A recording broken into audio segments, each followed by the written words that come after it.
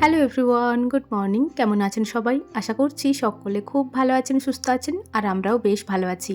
আমার আজকের আরও একটি নতুন ভ্লগে আপনাদের সকলকেই স্বাগত জানাই। আজ সোমবার, সকাল এখন 7টা। ওই বাড়িতে চা মুড়ি মোটামুটি কমপ্লিট হয়েছে, এখনও পর্যন্ত পুরোপুরি কমপ্লিট হয়নি।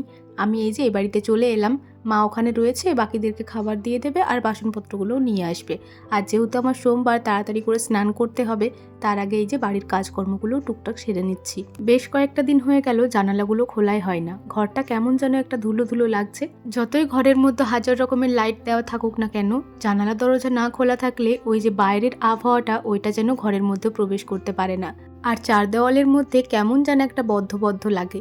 তবে ঠান্ডার সময় বলে জানালাগুলো খোলাও হচ্ছে না, তার উপর এদিকে রোদ্দুরও আসে না। রোদ্দুরের আশায় হলেও জানালা খোলা হতো।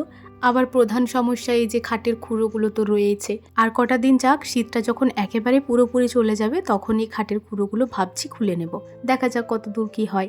এদিকে দেখুন, বিছনার উপরে সমস্ত জিনিসপত্র নামিয়ে দেওয়ালগুলো হালকা করে ঝেড়ে নিলাম, আর তারপরে বিছনাটাও ভালো করে ঝেড়ে নিয়েছি। এরপর বালিশগুলো জায়গা মতো গুছিয়ে দেব। সোমবার তো সকাল থেকে না খেয়েই থাকি, আর সে কারণে প্রচুর খিদেও পেয়ে যায়। তবে জানেন তো, তাড়াতাড়ি স্নান করতে পারছি না, কারণ এখনও ঠান্ডাটা একদম কাটেনি। আর আজ তো আবার বাইরে এখনও অবধি রোদ্দুর ওঠেনি, কেমন একটা মেঘলা মেঘলা আবহাওয়া রয়েছে, সেই কারণে স্নান করতে যেতে পারছি না। তাই ভাবছি টুকটুক করে এই কাজকর্মগুলো করি, একটু বেলা হোক তারপর যাব স্নান করতে। যাই হোক, এদিকে দেখুন বিছানাটা সুন্দর করে গুছিয়ে নিয়েছি, আর বিছানার উপরে জিনিসপত্রগুলো জায়গা মতো রেখে দিয়েছি। তারপর ঘর, বারান্দা, উঠান সমস্তটাই ঝাড় দেওয়া হয়ে গেছে। কাকিমা ওদিকে রুমগুলো মুছে নিচ্ছেন, আর এই যে আমি এতক্ষণে চুনমুনুদেরকে বাইরে বের করলাম। রোদ্দুর এখনো অবধি ওঠেনি, তবে রোদ্দুর উঠলে যা তাপ বাড়ছে, ওরা তো এত রোদ্দুরেও থাকতে পারছে না। সে কারণেই প্রথম সকালে কাজকর্ম শেষ করেই ওদেরকে বের করে দিই। আর এই যে খাবারটাও দিয়ে দিয়েছি। সবুজ পাখি তো খাচ্ছে, তবে ওই যে সাদা পাখি, ও শুধু দেওয়ালটাকেই ঠোকরাচ্ছে। ওটাকে যে কি ভাবছে কে জানে। চলুন এরা এদিকে খেলা করুক, আমি দেখি ওদিকে আর কি কাজ আছে। আজ দুপুরে বাঁধাকপি, চচ্চড়ি আর ডাল রান্না করা হবে। তো বাঁধাকপি আর চচ্চড়িটা কেটে দিলাম, আর তারপর দেখুন দুটো মতো আলুও কেটে নিয়েছি। এত ঠান্ডা লাগছে, স্নান করতে যেতে ইচ্ছা করছে না, তার উপর এরকম মেঘলা মেঘলা ওয়েদার। তাই ভাবলাম যে মুড়ি খাবারটা বানিয়ে নিই, তারপরে যাব স্নান করতে। ঠাকুরের পুজোর কাজকর্ম করতে আমার বেশ অনেকটাই সময় লাগে, আর অতটা সময় পর আবার খাবার বানিয়ে খেতে গেলে তখন প্রচুর পরিমাণে বিরক্ত লাগে। আর যেহেতু এমনিতেই মেঘলা ওয়েদার, স্নানে যেতে ইচ্ছাই করছে না, তাই ভাবলাম স্নানে যাওয়ার আগেই না হয় মুড়ি খাবারটা বানিয়ে নিই। অনেক দিন হয়ে গেল আপনাদের সাথে সকালের মুড়ি খাবারে খাওয়ার জন্য কিছু বানানোটা শেয়ার করা হয়নি, আর অনেক দিন আলু ভাজা বানানোও হয়নি। আজ অনেকটা দিন পরেই আলু ভাজা বানাচ্ছি, জিরে লঙ্কা ফোড়ন দিয়ে। ওই যে মোটা মোটা আলু ভাজা, এটা আমার ভীষণ পরিমাণে প্রিয়। দুদিন আগেই তো বেগুনি বানিয়েছিলাম, ওই বেগুনি বানানোর সময় তেলটা অনেকটাই ছিল, তো ওই তেলটাতেই আলুটা ভেজে নিচ্ছি। এই তেলটা আর পোড়াবো না, এটা কাকিমাকে বলবো আজকে বের করে দিতে, রান্নার সময় দিয়ে দেবো। যেহেতু এতটা তেলেই আলুগুলো ভাজছি, সে কারণে আর গ্যাসের ফ্লেম একদমই কমায়নি, হাই ফ্লেমেই ঢাকা চাপা দিয়ে এই যে ভালো করে ভেজে নিয়েছি। কি সুন্দর সেদ্ধ হয়েছে দেখুন, ওপরে একটা কোটিংও পড়ে গেছে খুব ভালো। এরপর এই যে কড়াই থেকে হালকা হাতে তেল ঝরিয়ে আলু ভাজাগুলো নামিয়ে নিচ্ছি। এক বন্ধু আমাকে কমেন্ট করেছিল, বন্ধুটির নাম হচ্ছে অনামিকা দিদিভাই। অনামিকা দিদিভাই কমেন্ট করেছিল যে তুমি রোজ রোজ মুড়ি কেন খাও, অন্য কিছুও তো খেতে পারো, রোজ রোজ একঘেয়েমি মুড়ি খেতে তোমার ভালো লাগে? আসলে কি জানেন তো, আমাদের এখানে সকালবেলা সবাই মুড়িই খায়, মুড়ির সাথে আলাদা আলাদা জিনিস দিয়ে খায়। এই যেমন একদিন আলু ভাজা, একদিন আলু সেদ্ধ, একদিন বেগুনি, এই সমস্ত কিছু বানিয়ে খায়, তবে মুড়িটাই খায় সকালে। সকালের মুড়ি খাবারটা বানিয়েই রাখলাম, এরপর যাবো স্নান করতে। আসলে স্নানের পরে পুজো টুজো দিয়ে আর মনে হয় না যে কিছু বানিয়ে পরে খায়, সে কারণে আজ ভাবলাম যেহেতু বৃহস্পতিবার নয়, তো বানিয়ে দিই, তারপর যাবো স্নান করতে। তো চলুন এরপর আমি যাবো স্নান করতে, স্নানের পরে দেখা হচ্ছে। কথাটা ইনকমপ্লিট রয়ে গেল, তো বাকি কথাটা বলি। আমাদের সকালবেলা মুড়ি খাবারই খাই, আর আলাদা আলাদা জিনিস দিয়ে খাই। আবার জানেন তো, ভাতের সাথেও মুড়ি নিয়ে খাই। মানে মুড়িটা আমাদের সকলেরই ভীষণ পরিমাণে প্রিয়। শুধু আমার বলে নয়, বাঁকুড়া জেলাতে যত মানুষজন আছে সকলেরই মুড়িটা ভীষণ পরিমাণে প্রিয়। আর আমাদের জলখাবার মানেই হচ্ছে মুড়ি, মুড়ির সাথে কিছু একটা বানাতে হবে, এটাই হচ্ছে আমাদের জলখাবার। আর কি জানেন তো, ওই যে বলছেন ব্রেড, রুটি, তারপর চাউমিন, এই সব কিছু না আমরা ওই যে ইভিনিং স্ন্যাক্স হিসেবে খেয়ে থাকি মাঝে মধ্যে, প্রত্যেক দিন নয়, মাঝে মধ্যেই সন্ধ্যাবেলা চাউমিন, ব্রেড পকোড়া এইসব কিছু খেয়ে থাকি। কিন্তু সেগুলো ইভিনিং স্ন্যাক্স হিসেবে, সেগুলো ব্রেকফাস্টের জন্য নয়। ব্রেকফাস্টের জন্য আমাদের মুড়িটাই খেয়ে থাকে সকলে। হয়তো আপনাদের লাইফস্টাইলটা আমাদের থেকে একটু অন্যরকম, সে কারণে আমাদের এই লাইফস্টাইলটা মেনে নিতে আপনার একটু অসুবিধা হচ্ছে। তবে কি আর করব, আমাদের এদিকে এটাই খেয়ে থাকে। আর আমার তো পার্সোনালি মুড়িটা ভীষণ পছন্দের। যাই হোক, অনেকটাই দেরি হয়ে গেল, মানে অনেক কাজকর্মই পার হয়ে গেল। জানি না কেন আমার একটা ছোট্ট কমেন্টের উত্তর দিতেও আমি অনেকটাই গুছিয়ে বলতে চাই। মানে আমার মনের মধ্যে যত ভাব আছে, যা যা বলতে চাইছি সেই সমস্তটা যতক্ষণ না বলছি ততক্ষণ আমার ভালো লাগে না। ব্যাস, এই নিয়ে আর কোনো কথা বলছি না। এদিকে দেখুন আমার স্নান করা হয়ে গেছে। স্নানের পর ঠাকুর মন্দির ধোয়া মোছা করে নিয়েছি। তারপর ঠাকুর মন্দিরে জল দিয়ে ওখানে বসেই জবটাও সেরে নিয়েছি। এলাম এরপর ঘরেতে। এই যে তাকটা কদিন ধরেই তো পরিষ্কার করা হয়েছিল না, আজকে বেশ সুন্দরভাবে পরিষ্কার করেছি। আর তারপর দেখুন পর্দাগুলো ভালো করে গুছিয়ে নিয়েছি। আসলে কয়েকটা দিন আমার ঋতুচক্র চলছিল, সেই কয়েকটা দিন আমি ঠাকুর মন্দিরে হাত দিইনি, আর সেজন্যই একটু অগোছালো, একটু ধুলো পড়ে গেছিলো। সে জায়গাটায় ভালো করে গুছিয়ে নিয়েছি। এই যে দেখুন শিব ঠাকুরকে ভালো করে স্নান করিয়ে আবার ঘি, গঙ্গা জল, একটু নর্মাল জল দিয়ে বাবার মাথায় জলটাও ঢেলে নিলাম। ওই জলটা একটা বাটিতে করে কুড়িয়ে রাখলাম। এরপর দেখুন ফুল দিয়ে জায়গাটা সাজিয়ে দিচ্ছি। এই যে বাতাসা প্রসাদও দিয়ে দিয়েছি। এত এত ফুল দিয়ে জায়গাটা সাজানোর পর কি ভালো লাগছে দেখুন দেখতে। আজকে সারাটা দিন এই দিকটা ভীষণ ভালো লাগবে আমার দেখতে। চলুন, পুজো দেওয়া তো হয়ে গেছে। একটা ধূপ এখানে দিয়ে নিয়েছি, আর একটা ধূপ এখন সারা বাড়িতে দেখিয়ে নেব। তারপর তুলসী মঞ্চে গিয়ে গেঁথে দেব। সকালে ঘুম থেকে উঠে যতই খিদে পায় না কেন, এই পুজো দেওয়ার সময় যেন খিদেটা আমার কোন দিকে উড়ে যায়। আবার পুজো দেওয়া হতে না হতে এই খিদে আবার আমাকে টান মারবে। তো এরকমটাই হয়ে থাকে আমার সাথে। যাই হোক, এদিকে দেখুন সারা বাড়িতে ধূপ দেখিয়ে নিচ্ছি। এটা হচ্ছে মিষ্টুর গোপাল ঠাকুর, ওখানেও ধূপ দেখিয়ে নিলাম। আর এই যে মাদের রুমটাতেও এখন ধূপটা দেখিয়ে নেব। তারপর তুলসী মঞ্চে গিয়ে গেঁথে দেবো। মা ওদিকে বসে আছে আমাকে খাবার দেওয়ার জন্য। চলুন তুলসী মঞ্চে ধূপটা দিয়ে যাই আমি ওই বাড়ি। পুজোর দিনগুলোতে আমার একটু বেশি দেরি হয়, সে কারণে মাকে বলি ওই দিনগুলোতে খাবারটা খেয়ে নিতে। আজকেও তেমন মা খেয়ে নিয়েছিল, বসেছিল আমাকে খাবার দেওয়ার জন্য। আর এই যে আমি খাবার দাবার খেয়ে এখন বাসনপত্র নিয়ে আবার যাচ্ছি ওই বাড়ি। সকাল থেকে আকাশটা মেঘলা মেঘলা করে থাকলেও এই সময় কিন্তু ভীষণ সুন্দর রোদ্দুর দিয়েছে। আর এই যে আমাদের লঙ্কা পাকাগুলো এখানে শুকাতে দিয়েছে। এই এক বাটি লঙ্কা ভালোভাবে শুকিয়ে গেছে। এই লঙ্কার ডাঁটাগুলোও ছাড়িয়ে রাখা হয়েছে। এগুলো ভাবছি মিক্সিতে পেস্ট করব। কত ভালো শুকিয়েছে একবার শুনুন।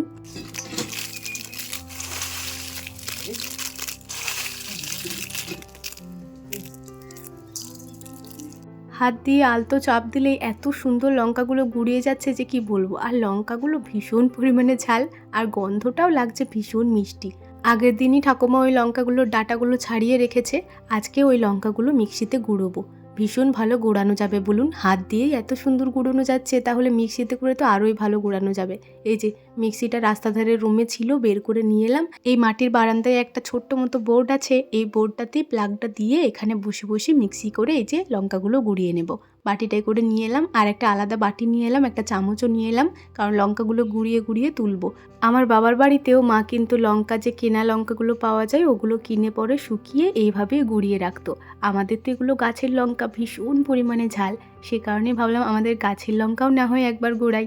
এমনিতে রোজই কাকিমাকে লঙ্কা বাটতে হয়, তো গুঁড়িয়ে রাখলে আর বাটতে হবে না। শাশুড়ি মাকে বললাম যে মা এগুলো একটু গুঁড়িয়ে নেব। মা বলছে হ্যাঁ গুঁড়াও, ভালো তো, গুঁড়িয়ে নিলে আরোই তো ভালো হবে। মা আমাকে এটাও বললো তুমি মিক্সিতে গুঁড়োবো বলছো, আমরা আগে না ঢেকিতে করে গুঁড়াতাম, ওই যেটাতে করে চাল কুটে গ্রামের দিকে ওইটাতে করেই নাকি লঙ্কাগুলো গুঁড়াতো। আমি তো শুনে অবাক। মাকে বললাম মা ওটাতে করে যে গুঁড়াতেন কাশি হতো না এত এত লঙ্কার ঝাঁঝ? বলছে হ্যাঁ ভীষণ কাশি হতো, তবে জানেন তো মিক্সি করে যে গুঁড়াচ্ছি একটুও কাশি হচ্ছে না, মানে সেরকম পাউডারটা উড়ছে না, সে কারণে খুব বেশি কাশি হচ্ছে না। যাই হোক, এদিকে দেখুন একবার মতো গুঁড়িয়ে নামিয়ে রাখলাম, আবার একবার দিলাম।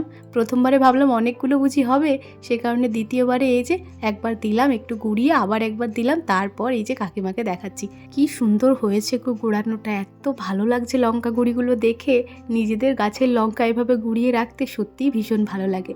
জানেন তো, ভেবেছিলাম মিক্সি করে গুঁড়ালেও বুঝি কাশি হবে, তবে না, একদমই পাউডার উঠছে না, সে কারণে একদমই কাশি হয়নি।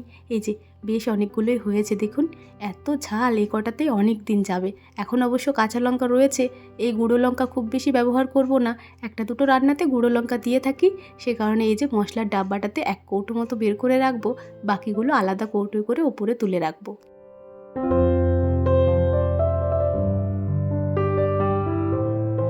যতক্ষণ আমি লঙ্কা গুঁড়ানোর কাজটা করছিলাম, কাকিমা এদিকে ভাতটা নামিয়ে আবার আঁচ দিয়েছিল। আঁচ আসার পরে এই যে বাঁধাকপি আর মটরশুঁটি সেদ্ধ করতে বসিয়েছিল, একটু লবণ হলুদও দিয়েছে।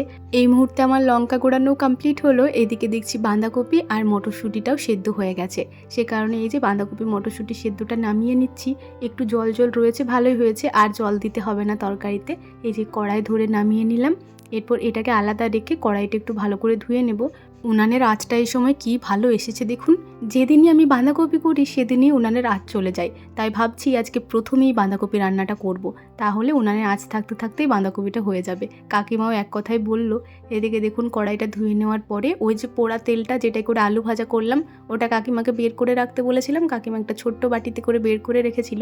ওই তেলটা কড়াইয়ে দিয়েই আর একটু মতো হলুদ দিয়ে আলু গাজরটাকে একটু ব্রাউন ব্রাউন করে ভেজে নিলাম। গাজরটা দেখুন একটু বেশি পুড়ে যাচ্ছে, আসলে আলু গাজর একসাথে দিয়ে দিয়েছিলাম তো সে কারণে এমনটা হয়ে গেল। কড়াইটা ভীষণ পরিমাণে গরম হয়ে গেছিলো। প্রথমেই আর পাঁচফোড়ন দেওয়ার সাহস পেলাম না, কারণ নয়তো পাঁচফোড়ন একদম পুড়ে যাবে। সে কারণে প্রথমে পেঁয়াজটা দিলাম। পেঁয়াজটা দেওয়ার পর তেলটা যখন হালকা ঠান্ডা হয়ে গেল তখন দিলাম পাঁচফোড়ন, আর তারপরে দিলাম অল্প কটা চিনি, একটা শুকনো লঙ্কা। এরপরে পেঁয়াজটাকে একদম বেরেস্তার মতো করে ভাজবো। পেঁয়াজটা ভালো করে ভাজা হয়ে যাওয়ার পরে এই যে ছিঁচে রাখা রসুনটা দিয়ে দিলাম। তারপর আরও একটুক্ষণ ভেজে নেওয়ার পরে আদা জিরে বাটাটা দিলাম। আজকে আর লঙ্কা বাটেনি, যেহেতু লঙ্কাটা গুঁড়ালাম ওই গুঁড়ো লঙ্কা দিয়েই আজকে বাঁধাকপিটা করব। কড়াইটা ভীষণ পরিমাণে গরম হয়ে গেছে, তার উপর আদা বাটাটা দেওয়ার পর থেকে প্রচুর তেল ছিটে উঠছে, সে কারণে তাড়াহুড়ো করেই মশলাপাতিগুলো দিচ্ছি। এই যে হলুদ গুঁড়ো, লবণ আর 2 চামচ লঙ্কার গুঁড়ো দিলাম। তারপর দেখুন দিয়ে দিলাম একটু মতো জল। লঙ্কার গুঁড়োটা একটু বেশিই পড়ে গেল বন্ধুরা, জানি না কত কি ঝাল হবে। এমনিতেই আমাদের লঙ্কার গুঁড়োগুলো যা ঝাল, যাই হোক দেখা যাক যা হয় হবে। একটু মতো চিনি দিয়ে দেবো। মশলাটা এই সময় বেশ ভালোই তেল ছেড়ে গেছে, টমেটোটাও ভালোভাবেই গলে গেছে। এই সময় এই যে বাঁধাকপিটা একটু একটু করে দিয়ে দিচ্ছি। আজ রান্নাতে গুঁড়ো লঙ্কা দিয়েছি বলে মশলার কালারটা কি ভালো এসেছে দেখুন। বেশ অনেকটাই বাঁধাকপি, একসাথে সমস্তটা দিয়ে দিলে নাড়তে অসুবিধা হবে, সে কারণে অল্প অল্প করেই দিচ্ছি। আর এই যে অল্প অল্প করে দিয়েই ভালো করে মাখিয়ে নিচ্ছি। মশলার সাথে সমস্ত সবজিটা ভালো করে মাখানো হলেই তো খেতে ভালো লাগবে। এই যে ভালো করে মাখিয়ে নেওয়ার পরে ঢাকা চাপা দিয়ে দিলাম। ঢাকাটা খোলার পর এই সময় জলটাও একটু কমে গেছে, তখন দিয়ে দিলাম আলু আর গাজর। এরপর হালকা হাতে নাড়াচাড়া করব। কড়াইটা এই সময় লেগেও যাচ্ছে দেখছি। আসলে যে কোনো তরকারি একটুক্ষণ পরপর নাড়াচাড়া না করলেই নিচের দিকটা ধরে যাবে আর ওপর দিকে জলটা উঠে যাবে, সে কারণে একটুক্ষণ পরপরই নাড়াচাড়া করতে হয়। একটু মতো চেখে দেখলাম বন্ধুরা, যা ঝাল হয়েছে আজকে, খেতেও লাগছে দারুণ। লবণটা একটুখানি কম লাগছিল তো একটু মতো লবণ দিলাম আর কয়েক দানা চিনিও দিলাম। আজকে বাঁধাকপির কালারটাও হয়েছে ভীষণ সুন্দর, খেতেও যেমন হয়েছে দেখতেও ঠিক তেমন হয়েছে। 2টো বাঁধাকপি এক কড়াই হয়ে গেছিলো জানেন। রান্না করার পর কতটুকুনি হয়েছে দেখুন। এইটুকু বাঁধাকপি সকলেরই মনে লাগে না, তবে আর কত বেশি করব বলুন তো। 2টো বাঁধাকপি দিয়েছি, আরও যদি দিতে যায় তাহলে এর চেয়েও বড় কড়াই চাপাতে হবে। যাই হোক বাঁধাকপিটা নামিয়ে নিয়েছি। আজটা এই সময় বেশ অনেকটাই কমে গেছে, তো কাকিমা ওদিকে বেশ কয়েকটা ময়লা দিয়ে দিল। আরও একটা রান্না হবে তো সে কারণে ময়লাটা দিল। চলুন বাঁধাকপিটা রেখে আসি, তারপর বাকি রান্নাটা বসাবো। আমাদের বাড়িতে সকলেই এই সব রকম সবজি দিয়ে চচ্চড়িটা খেতে ভীষণ ভালোবাসে। হিসাব করে দেখেছি সপ্তাহে 4-5 দিন মনে হয় চচ্চড়ি হবেই হবে, যাই রান্না হোক না হোক। তো এই যে দেখুন আজকেও ঠিক সেরকমই হয়েছে চচ্চড়ি। আজ আর চচ্চড়ির রেসিপি শেয়ার করলাম না, বহুবার এটা শেয়ার করেছি। আজকে চচ্চড়িটা হয়েছিল কিন্তু ভীষণ ভালো। এই সময় দেখুন সবজিগুলো সমস্তটাই ভাজা হয়ে গেছে। ওপর থেকে দিয়ে দিলাম চিড়ে রাখা কাঁচা লঙ্কা আর দিয়ে দিলাম সর্ষে বাটা, সাথে করে 3 বাটি জলও দিয়েছি। এরপর আরও একটু নুন আর হলুদটা দিয়ে দিলাম। হলুদটা একটু মতো দিয়েছিলাম ভাজতে ভাজতে, আবারও একটু দিয়ে এই যে এখন ঢাকা চাপা দিচ্ছি। জলটা যখন একটু মতো কমে গেছে, সবজিগুলো প্রায় সেদ্ধ হয়েই গেছে, এই সময় এই যে ঢাকাটা খুলে নিলাম আর তারপর একটু নাড়িয়ে চাড়িয়ে দিয়ে দিলাম গুড়। গুড় দিলে এই তরকারিটা খেতে ভীষণ ভালো লাগে। যত জল কম দিবেন তত যেন এটা আঠা আঠা হয় আর খেতে খুব ভালো লাগে। ঠাকুমার তো আজকের তরকারিটা ভীষণ পছন্দ হয়েছে। কাল থেকে তো 10 বার আমাকে বলেছে যে অনু আজকের চচ্চড়িটা ভীষণ ভালো হয়েছে। সত্যি বলতে যখন মন দিয়ে রান্না করার পর কেউ প্রশংসা করে সেই যে আনন্দটা, ওটা বলে বোঝানোর মতো নয়। যাই হোক এদিকে দেখুন তরকারি রান্না হয়ে গেছে। রান্না করতে করতে কাকু ওদিকে খাবার খেতে বসেছিল, কাকুকে 1 চামচ মতো দিয়ে এলাম। এখন দেখুন নামিয়ে নিচ্ছি। এত ভারী কড়াই, তার উপর এতটা তরকারি। মাঝে মধ্যেই তরকারি নামাতে নামাতে হাতে গরম লেগে যায়, নয়তো এই যে তরকারির ভারে কড়াইটাই হেলে যায়, এরকমটাই হয়ে থাকে। যাই হোক তরকারিটা নামিয়ে ঘরেতে রেখে এলাম। তারপর কড়াইটা ভালো করে ধুয়ে নিয়েছি। এই যে দাগটা উঠলো না, একটু লেগে লেগে গেছিলো তো সে কারণেই।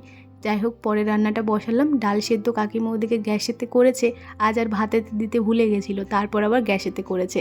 আর এই যে ওই ডাল সেদ্ধটাই এখন ফোড়ন দিয়ে সাঁতলে নেব। প্রথমেই তেল দেওয়ার পরে 5 ফোড়ন, একটা শুকনো লঙ্কা আর একটু মতো পেঁয়াজ দিয়েছিলাম। পেঁয়াজটা ভালো করে ভেজে নেওয়ার পরে একটু হলুদ গুঁড়ো দিয়েছিলাম।